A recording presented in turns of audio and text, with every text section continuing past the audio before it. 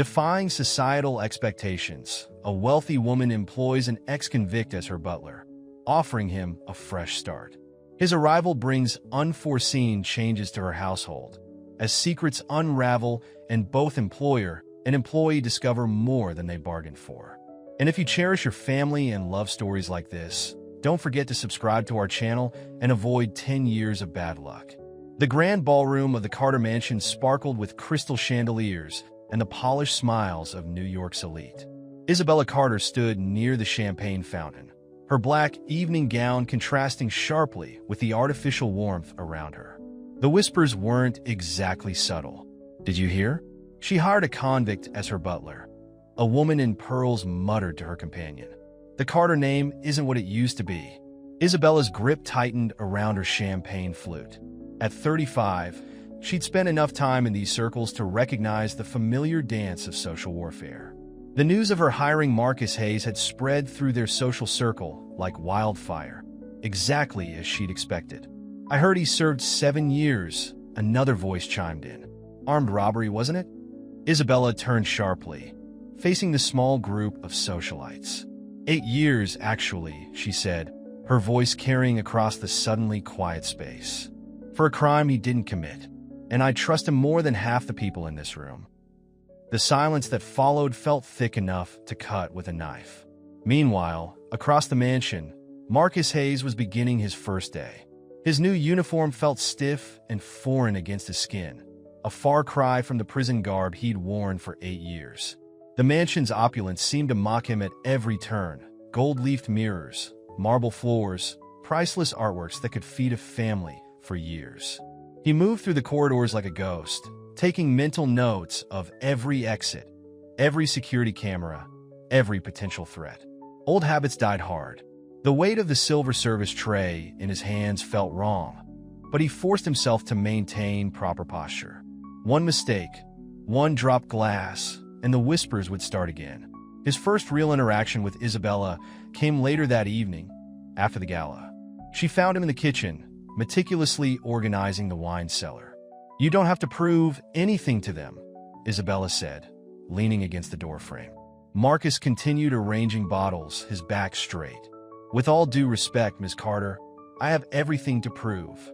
"Tell me about the conviction," she pressed, stepping into the cellar. The temperature dropped several degrees, matching the chill in Marcus's voice. "It's all in my file," he replied, finally turning to face her. The cellar's dim lighting cast shadows across his face, highlighting the scar above his right eyebrow, a souvenir from his first month in prison. Isabella moved closer, her heels clicking against the stone floor. "I want to hear it from you." "Why?" Marcus's voice carried 8 years of bitterness. "So you can feel better about your charitable act of hiring the ex-con? Or maybe you need a good story for your next charity gala." The words hung between them like frost. Isabella didn't flinch. "Because I need to know if you're really innocent, or if you're just very good at convincing people you are." Marcus set down the bottle he was holding with deliberate care. 8 years, he said quietly. 8 years of my life gone because someone needed a fall guy. I lost my career, my reputation, my freedom, my mother. He paused, his jaw tightening. "My mother turned to pills to cope. She's in rehab now. That's what your justice system did to us." Isabella studied him, her expression unreadable. "And yet you're here, working in one of the wealthiest homes in Manhattan, instead of plotting revenge." "Revenge requires energy I don't have any more," Marcus replied. "I'm here because you were the only person willing to look past my record. Don't mistake the T for gratitude, Ms. Carter. I'm here to work, nothing more." The conversation ended there, but something had shifted. Isabella saw beneath Marcus's carefully constructed walls, glimpsing the pain he carried. And Marcus, despite his reservations, recognized something unexpected in Isabella, a genuine desire to understand.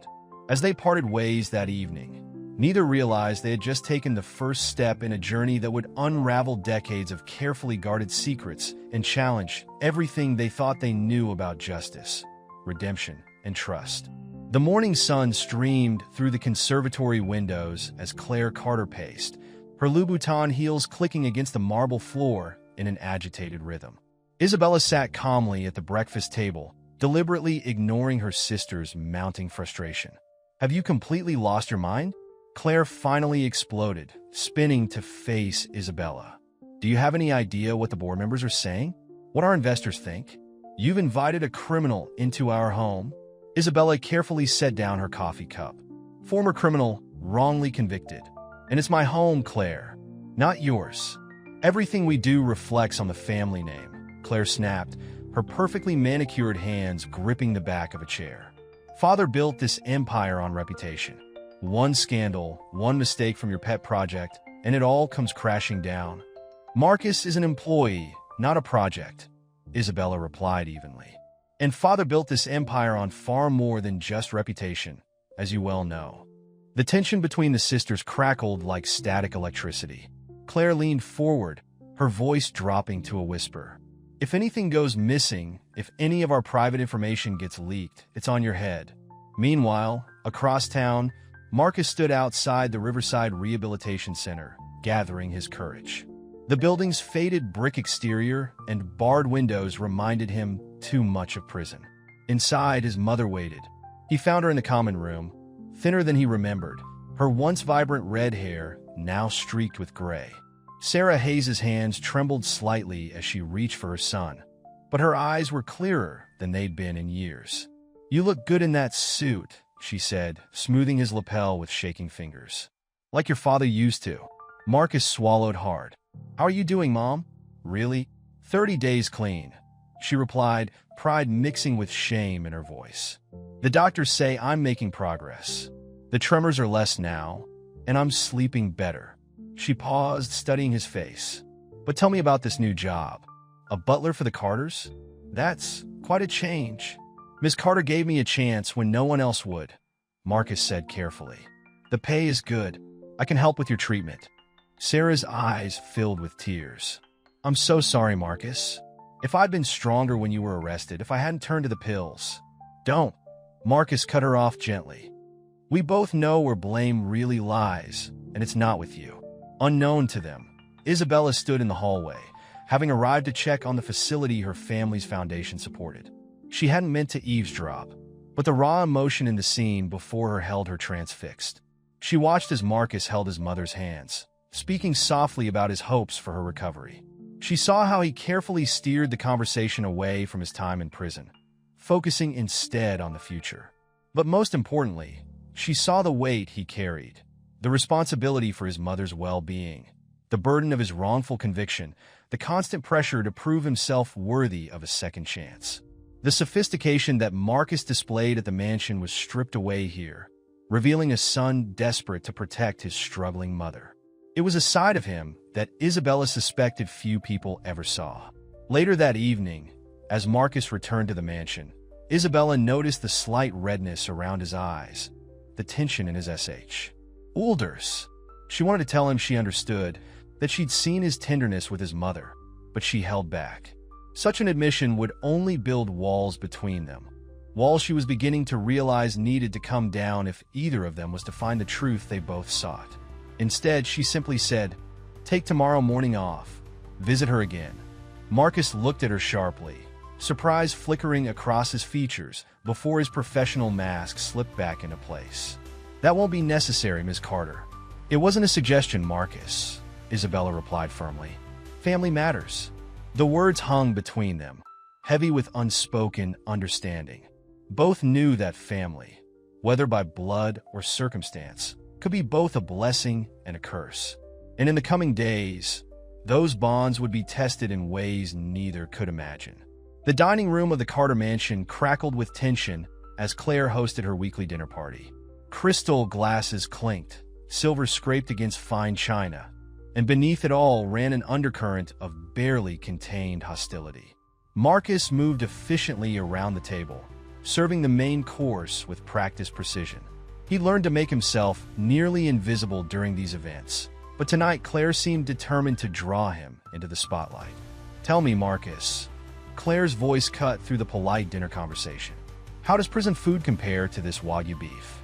A few guests shifted uncomfortably in their seats, while others leaned forward, hunger for scandal evident in their eyes. Marcus maintained his composure, continuing to serve. I wouldn't know, Miss Claire. I was assigned to kitchen duty during my incarceration. We prepared the meals, not ate them. How fascinating, Claire pressed, swirling her wine. Did that help develop your current talents? Or were there other skills you picked up that might be more relevant to your position here? Isabella's fork clattered against her plate. That's enough, Claire. Why? I'm simply getting to know our new employee better. After all, isn't that what you wanted? For us to give him a chance? Claire's smile was razor-sharp. Though I must say, having a convicted felon serve dinner does add a certain edge to the evening. Former convicted felon, Marcus corrected quietly, his knuckles white against the serving tray. Wrongly convicted. Oh yes, of course. Everyone in prison is innocent, aren't they? Claire laughed, the sound brittle and cruel. Tell me, what was it again? Armed robbery? Or was it fraud? The charges do tend to blur together after a while. Isabella stood abruptly, her chair scraping against the hardwood floor. Claire, a word. Now! The sisters moved to the study, leaving behind a wake of whispers and speculative glances. Marcus continued his duties, though every muscle in his body screamed to flee. Behind the study's closed doors, Isabella confronted her sister. What the hell are you doing? What am I doing? What are you doing, Isabella? Claire hissed. You're destroying everything our family built. And for what? Some misguided attempt at playing savior to a criminal? You don't know anything about him or his case. I know enough. Claire stepped closer, her voice dropping to a dangerous whisper. Just like I know about your little investigation into father's business dealings. Did you think I wouldn't notice? One word from me, and your perfect little world comes crashing down. Is that a threat? Consider it a warning. Family protects family, Isabella. Or have you forgotten that? The argument might have escalated further, but a knock at the door interrupted them. Marcus stood in the doorway, his expression carefully neutral. Excuse me, Miss Carter. The guests are asking about dessert. Isabella saw something in his eyes. Understanding, perhaps, or resignation. Later that night, after the guests had departed and Claire had swept away in her luxury car, she found him in the kitchen, methodically cleaning wine. Glasses. I'm sorry about Claire, she began. Don't be. Marcus cut her off, not looking up from his task. Your sister isn't saying anything I haven't heard before. He paused, setting down a glass with deliberate care. The fear of going back, it never leaves you. Every morning I wake up wondering if today's the day someone decides I don't deserve this second chance. If today's the day the police show up at the door because someone like your sister has decided I'm too much of a risk. Isabella watched him, noting the slight tremor in his hands. Is that why you're so careful? So controlled? One mistake, he said quietly. That's all it takes. One mistake, one accusation, and I'm back in a cell. My mother loses her support. Everything falls apart. He finally looked at her. Your sister's right about one thing. Family protects family. But what happens when the family is the thing you need protection from? The question hung in the air between them, heavy with implications neither was ready to fully explore. But as they stood in the quiet kitchen, surrounded by the remnants of Claire's calculated cruelty, both felt the shifting of something fundamental, a recognition that their paths to truth and justice might be more intertwined than either had imagined. The attic of the Carter mansion had remained untouched for years, a testament to accumulated wealth and carefully preserved secrets. Isabella hadn't planned on spending her Saturday morning sorting through dusty boxes, but a chance comment from an old family employee had led her here. The discovery came between a stack of vintage photographs and a collection of her mother's old diaries. A leather briefcase, its brass fixtures tarnished with age, contained documents that made her blood run cold. Financial statements, offshore account details, and correspondence that painted a damning picture of her father's rise to power. Names jumped out at her. Politicians, judges, business rivals who had mysteriously fallen from grace. Each document added another piece to a puzzle she hadn't known existed. The Carter fortune, it seemed, was built not on brilliant business acumen, as she'd always believed, but on blackmail, bribery, and strategic destruction of lives, including possibly Marcus Hayes's. Her father's office at Carter Industries occupied the entire top floor of their downtown headquarters. Richard Carter sat behind his massive mahogany desk, not even looking up as his daughter entered. "The Morrison merger papers aren't ready yet," he said, still focused on his computer screen. "Have your assistant schedule dash." Isabella slammed the briefcase onto his desk. Papers spilled out, yellowed with age, but their implications still sharp as knives. Now she had his attention. "Where did you get those?" His voice was dangerously quiet. "Does it matter? What matters is what they show." Isabella's hands shook as she held up a particular document. Judge Matthews, 2015. The same judge who presided over Marcus Hayes' trial. "You paid him off, didn't you?" Richard Carter leaned back in his chair, studying his daughter with cold calculation. "You've always been too idealistic, Isabella. Business, real business, requires certain arrangements." "Arrangements? You destroyed people's lives. I protected our family's interests." He stood slowly. "Everything I did, every decision I made, was to secure our position. Your position, the charitable foundation you're so proud of, the rehabilitation centers you fund, all possible because I understood what it takes to succeed in this world. By corrupting judges, by letting innocent people go to prison, by doing what was necessary." He moved around the desk. "The Hayes case was unfortunate, but necessary. The wrong person at the wrong time can destroy everything. Surely you understand that now." Unknown to both, Marcus stood outside the office door, having arrived early to drive Isabella to a foundation meeting. Each word filtered through CL. Early, confirming suspicions he'd harbored since recognizing certain names in the Carter family's orbit. Inside, Isabella faced her father. "I'm going to make this right. Are you?" Richard's smile held no warmth. "And how do you plan to do that without destroying yourself in the process? Everything you have, everything you are, comes from the very system you're so eager to tear down." He picked up one of the documents. "Besides, exposure works both ways. Your own involvement in certain foundation decisions might raise some interesting questions." "Is that a threat?" "That's reality, Isabella. The world isn't divided into simple right and wrong. The sooner you accept that, the better." He gathered the papers, returning them to the briefcase. "Now, I suggest you focus on the Morrison merger and leave the past where it belongs." Outside, Marcus stepped quietly away from the door, his mind racing. The proof he'd spent 8 years searching for might be in that briefcase, but getting to it meant potentially destroying the one person who'd given him a chance at rebuilding his life. The irony wasn't lost on him. Justice, it seemed, demanded its own price. Later that evening, as Marcus drove Isabella home, he caught her watching him in the rearview mirror. The weight of unspoken truths hung between them, each wondering who would be the first to acknowledge what they now knew. The mansion loomed ahead, its elegant facade now seeming more like a prison than a home. Both Isabella and Marcus understood that they stood at a crossroads. The path to truth would require sacrifice, trust, and the courage to face consequences neither might be ready for. The event hall bustled with activity as Isabella and Marcus worked side by side, transforming the space for the upcoming Carter Foundation annual benefit. What had started as simple delegation of tasks had evolved into an unexpected partnership, with Marcus revealing an eye for detail that surpassed his Butler duties. "The lighting should be adjusted here," Marcus suggested, pointing to the stage area. "It'll create better emphasis during the presentations." His experience in event planning, gained from his pre-prison life as a hotel manager, showed in every suggestion. Isabella watched as he directed the crew, noting how naturally leadership came to him when he allowed himself to step out of the butler's role.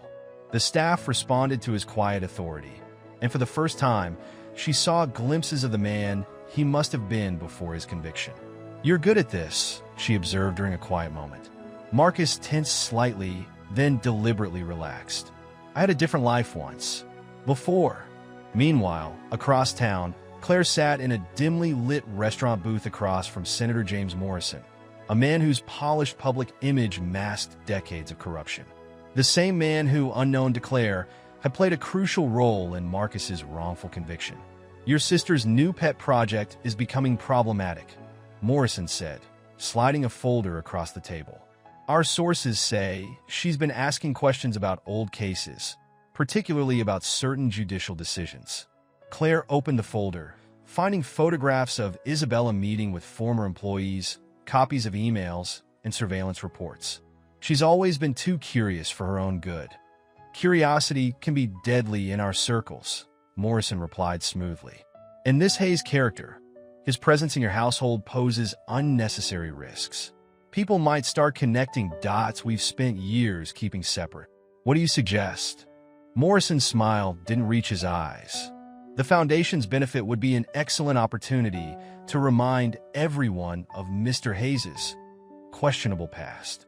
A few strategic incidents, some missing items, perhaps? Nothing too obvious, but enough to cast doubt.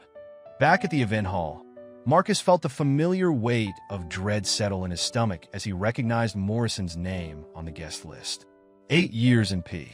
Reason had taught him to trust his instincts, and everything about this situation set off warning bells.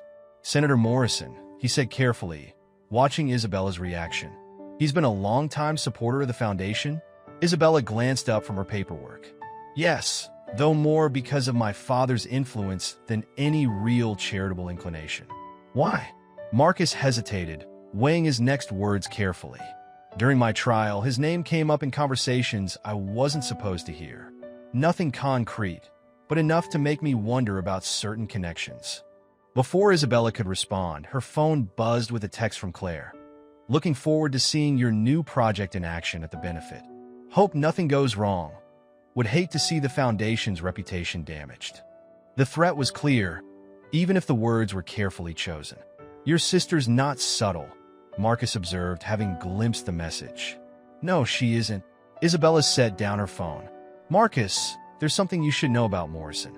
During my investigation into my father's dealings, I found Dash, but before she could finish, an urgent call from the security team interrupted them.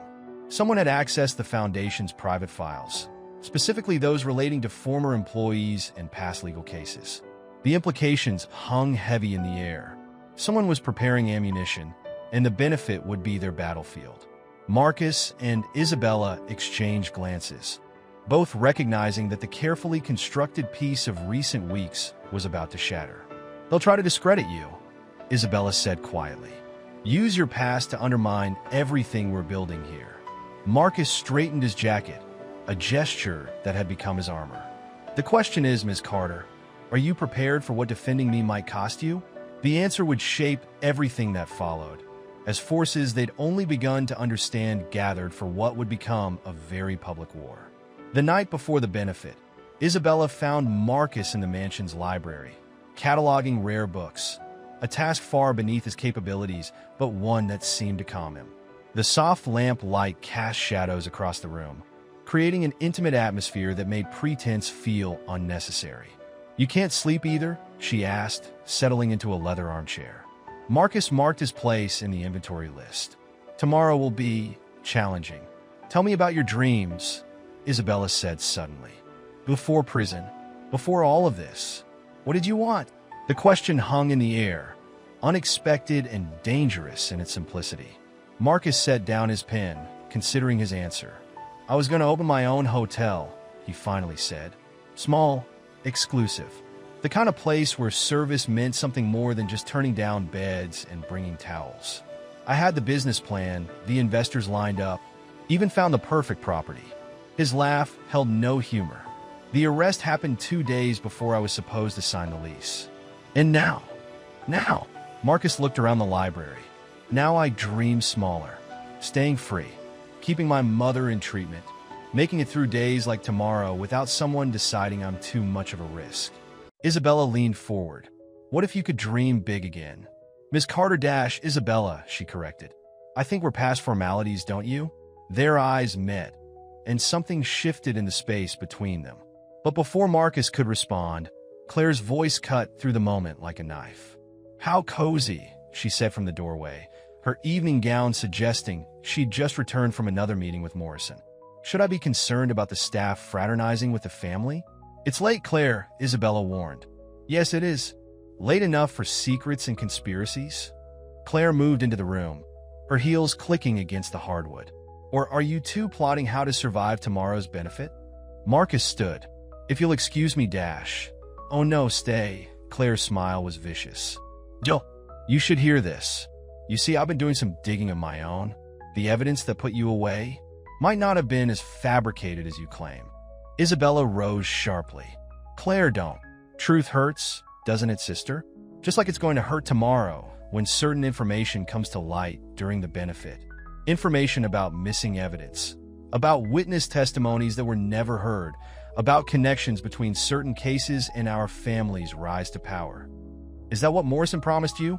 Marcus asked quietly. Your own piece of the corruption pie? Claire's composure slipped for just a moment. You don't know anything about Dash. I know enough, he cut her off. I know about the judges on your father's payroll. I know about the convenient accidents that happened to business rivals. And I'm starting to understand exactly why I spent 8 years in prison. The tension in the room could have been cut with a knife. Claire recovered quickly, her smile returning with dangerous edge. Fascinating theories. I look forward to hearing you explain them to the press tomorrow. I'm sure they'll be very interested in the stories of an ex-con who wormed his way into one of New York's most prominent families. She turned to leave, then paused. Oh, and Isabella? Daddy sends his regards. He's so looking forward to tomorrow's event. After she left, the library felt colder somehow.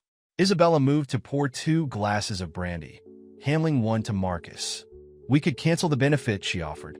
Marcus took a long sip. No, running won't solve anything.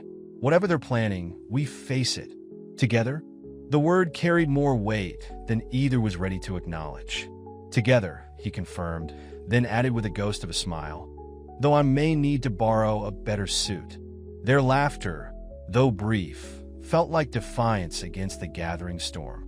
But as they finalized plans for tomorrow, both knew that their newfound alliance would be tested in ways they couldn't imagine. The benefit wouldn't just be a social event.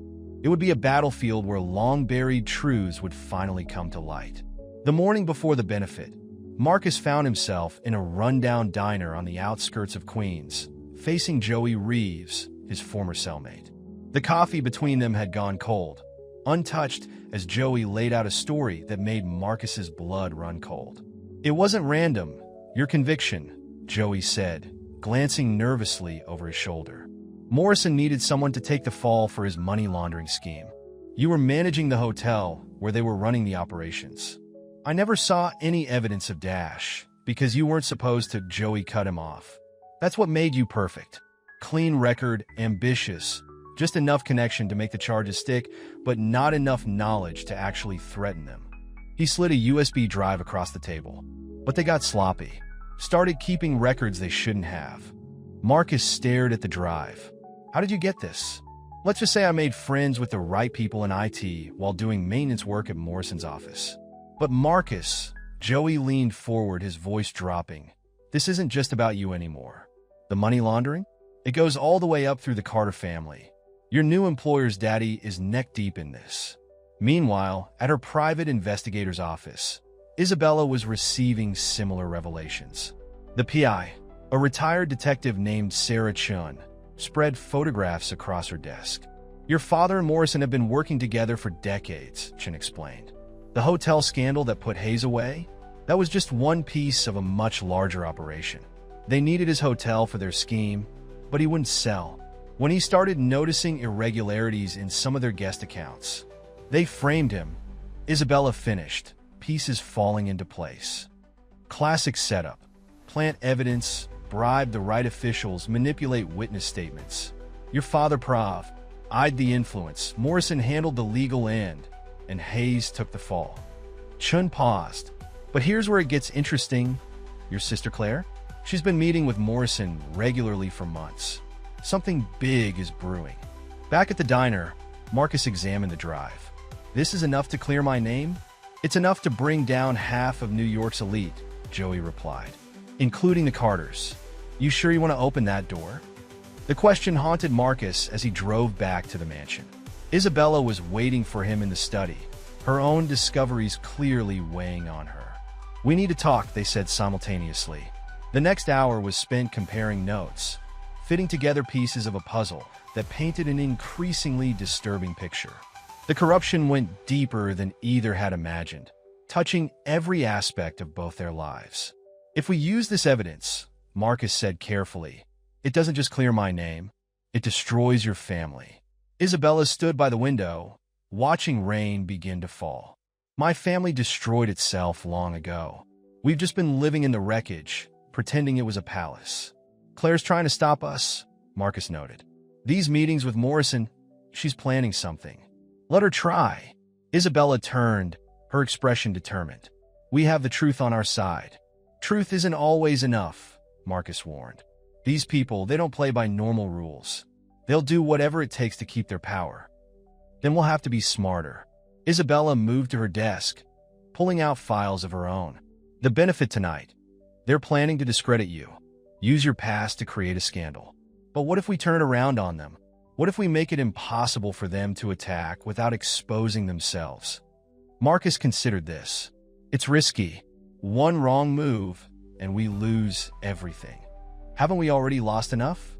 The question hung between them, heavy with shared understanding. Both had lost years to the machinations of powerful men. Marcus to prison, Isabella to gilded lies.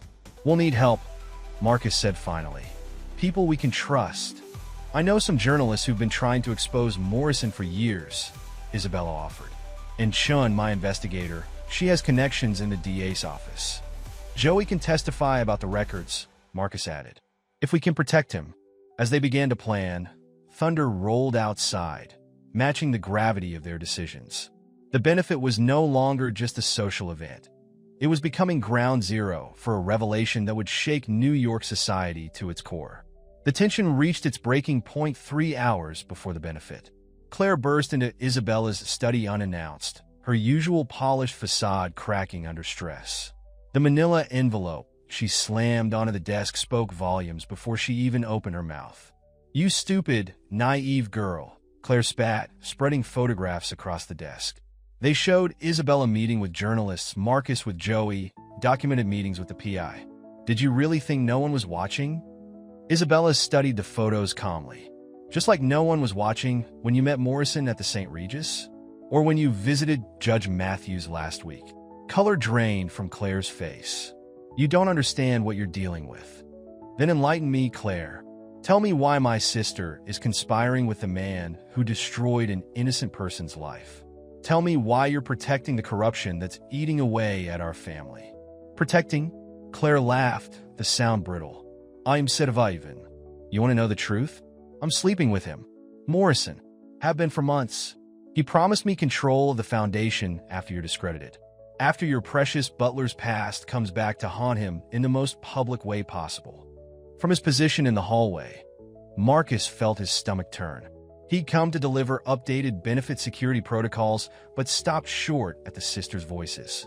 Now, each word confirmed his or his fears about the evening ahead. It won't work, Isabella said quietly. We have proof, Claire. Real proof. About Morrison, about father, about everything.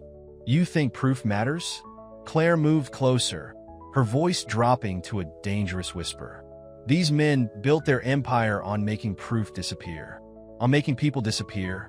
Why do you think Marcus spent 8 years in prison? He was lucky. Others who got in their way weren't so fortunate. Is that a threat? It's a wake-up call. You're playing a game you don't understand, Isabella. Tonight isn't about exposing truth. It's about power. Morrison knows about your little investigation.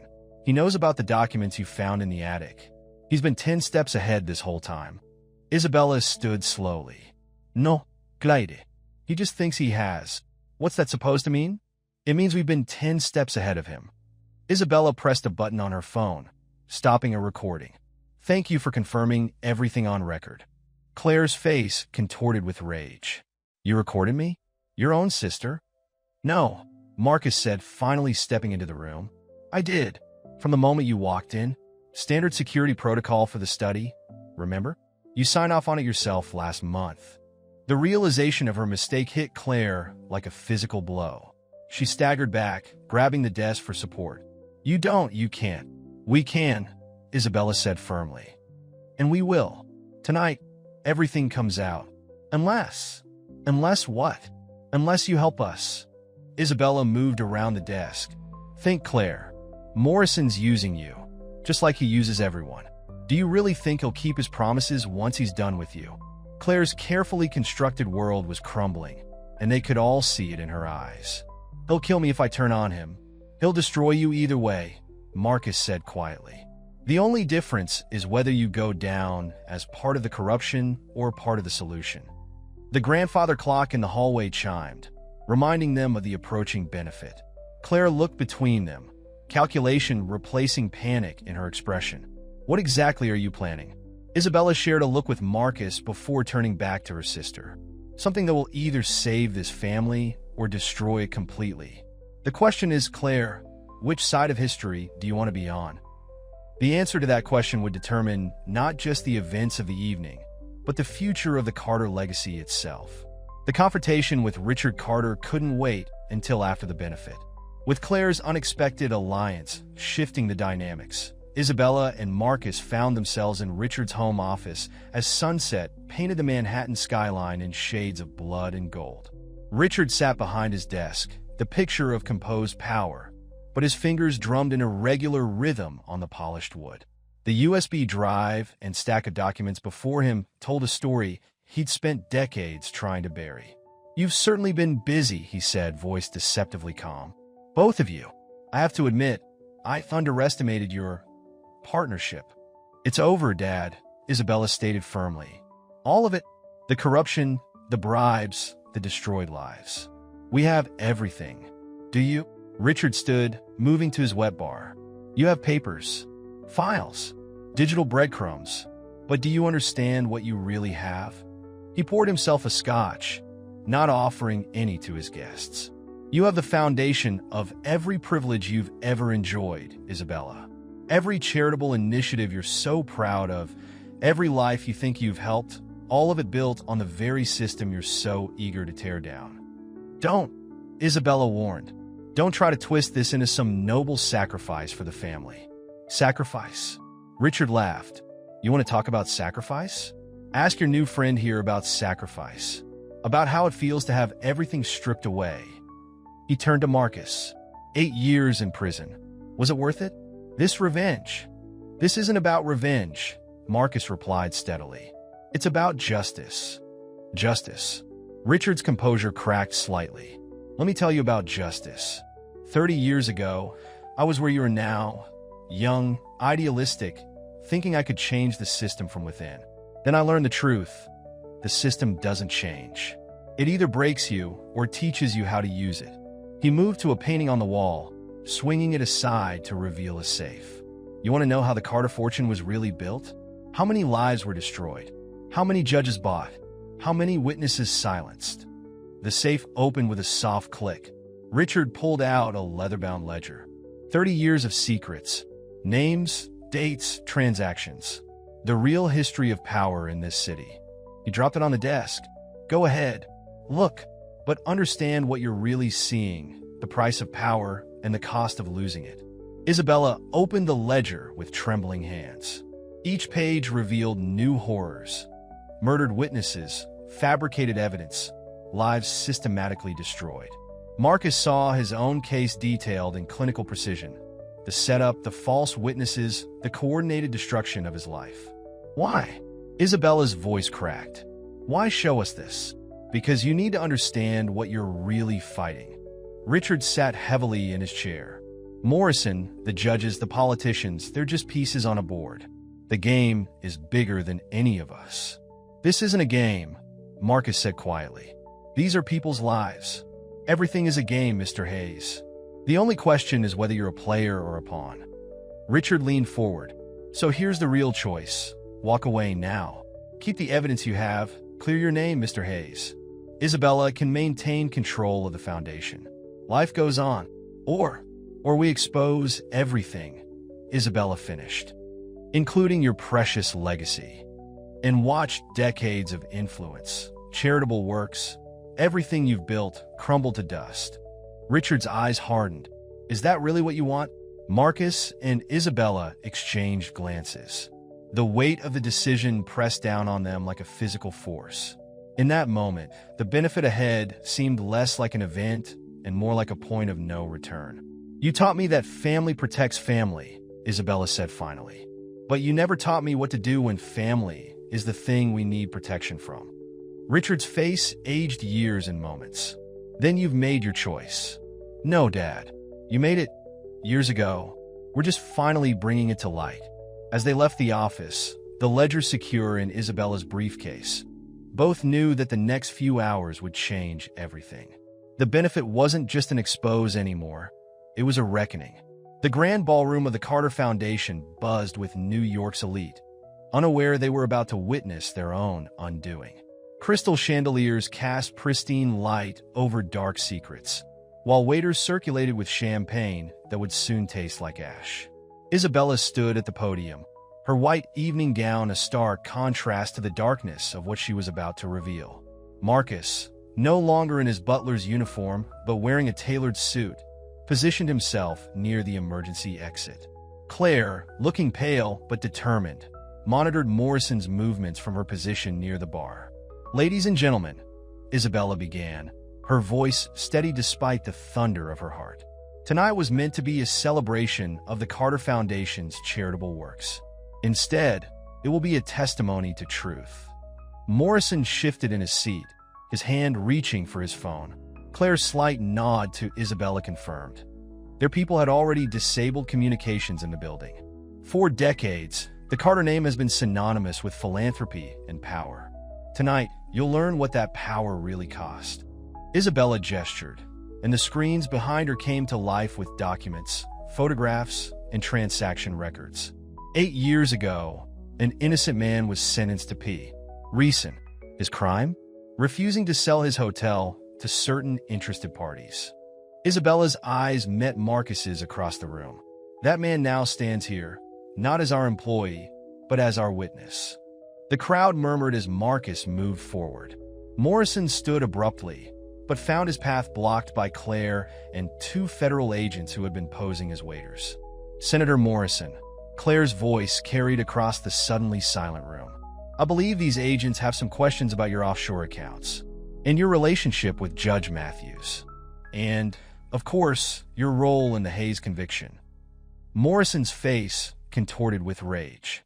"You treacherous little dash." "Careful, James," Claire cut him off. "Everything's being recorded." Isabella continued, her voice gaining strength. "The evidence we're presenting tonight proves not just one wrongful conviction, but decades of systematic corruption. Judges bought, witnesses silenced, lives destroyed, all to build and protect an empire of lies." The screens filled with damning evidence. Bank transfers, surveillance photos, transcripts of recorded conversations. In the back of the room, Richard Carter watched his kingdom crumble with eerily calm acceptance. "Dad," Isabella addressed him directly. "Would you like to tell them, or should I?" Before Richard could respond, Morrison broke free from the agents, pulling a concealed weapon. "This ends now." Several things happened at once. Marcus lunged forward, years of prison-honed instincts driving him. Claire screamed a warning. The agents drew their weapons, and Isabella stepped forward rather than back. "Go ahead," she challenged Morrison. "Show everyone exactly who you are." The moment stretched like glass about to shatter. Then Morrison's hand trembled, and Marcus tackled him from behind. The gun clattered to the floor as federal agents swarmed in. "Senator James Morrison," the lead agent announced, "you're under arrest for conspiracy, corruption, and the attempted murder of Marcus Hayes 8 years ago." As Morrison was led away in handcuffs, Isabella turned back to the stunned crowd. "The truth isn't always pretty. It isn't always comfortable, but it's all we have." She walked to where Marcus stood, taking his hand openly before the astonished audience. 8 years ago, an innocent man's life was destroyed to protect the powerful. Tonight, the powerful fall to protect the innocent. Richard Carter rose slowly, facing his daughter across the divide of exposed truth. "You've destroyed everything." "No, Dad. We're rebuilding. The foundation will continue its work, but with transparency, with truth." The Carter name will mean something different now. As the federal agents continued to make arrests throughout the room, Isabella, Marcus, and Claire stood together, a strange new family forged in the crucible of truth. What happens now? Claire asked quietly. Marcus squeezed Isabella's hand. Now we start over. We build something real. The night air carried the sounds of sirens and reporters gathering outside. Tomorrow, the headlines would shake the city. But tonight, in this moment, justice had finally found its voice. And in the end, that voice sounded like truth.